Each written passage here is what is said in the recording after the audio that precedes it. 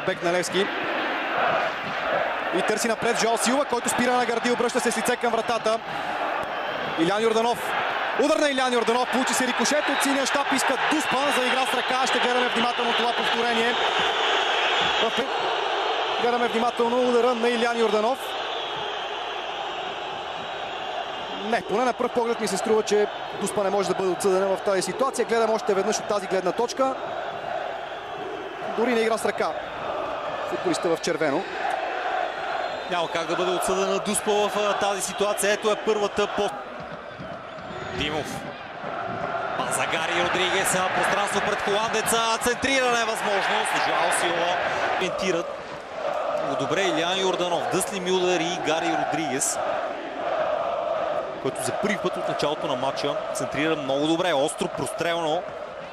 Но и Апостол Попов затвори по-блестящ начин. Играта хубаво към Велев. Стартира в дясно. Футболист на Левски. Пасата за Жоал Силва, който е бил в плъш. И пасът към Жоал Силва. Трябва да върнем топката малко назад. В първия момент ми се стори, че в битка за първата топка Кристовал Рамос.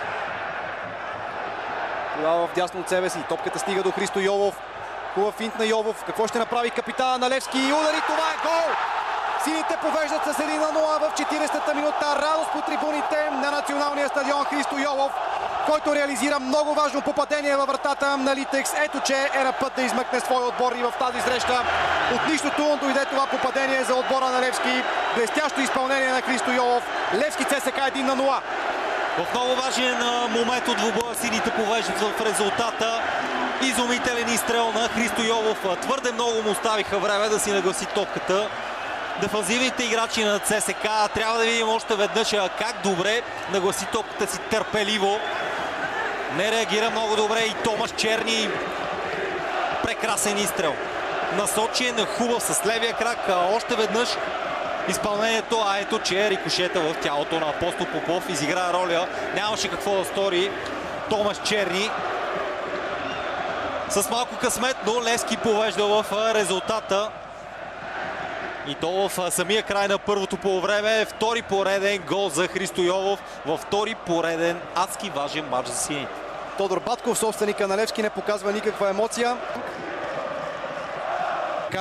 Атаката на Левски обаче не е приключила. Няма засада на Владимир Гаджев. Дръпна се на време. Гаджев след това центрира към Жоал Силва и това е гол. Левски повежда с 2-1 в края на срещата. Николай Митов е на седмото небе. А Жоал Силва оправдава своя скъп трансфер в синия клуб с може би най-важния гол, откакто дойде на Герена. Левски повежда на ЦСКА с 2-1 след попадението на Силва. Уникален матч между Левски и ЦСКА. Страхотен гол на Жоал Силва в последната минута. Отдавна не бяхме наблюдавали толкова драматичен матч между тези два отбора.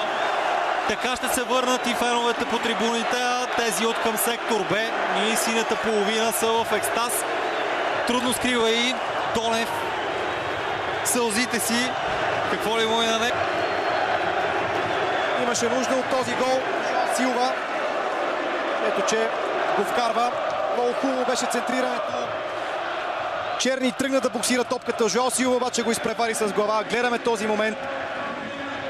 Статични останаха защитниците на ЦСКА, а и намесата на Черни беше от най-убедителните. Владимир Гаджев с голям принос за този гол. Много хубаво, меко центриране. Жоал Силва се промъкна между Иван Банделовски и Апостол Попов. Използва не до там убедителната намеса на Черни, който не прецени летежа на топката, изпревари го и е на път да донесе победата на Левски. Едва ли можем да виним Черни по-скоро двамата бранители, които трябва съдийски сигнал. Точно така в най-хубавото дерби в последните години. Левски победи ЦСКА с 2-1. Огромно удоволствие беше за мен, Мартин Томанов, да коментирам този двубой. Иляне, предполагам се присъединяваш към моите думи. Напълно се присъединявам и споделям мнението ти. Левски и ЦСКА направиха страхотен матч, в който сините излязоха крайни победители. Инфарктни заключителни минути. Жоал Силва донесе победата на тима от Герена.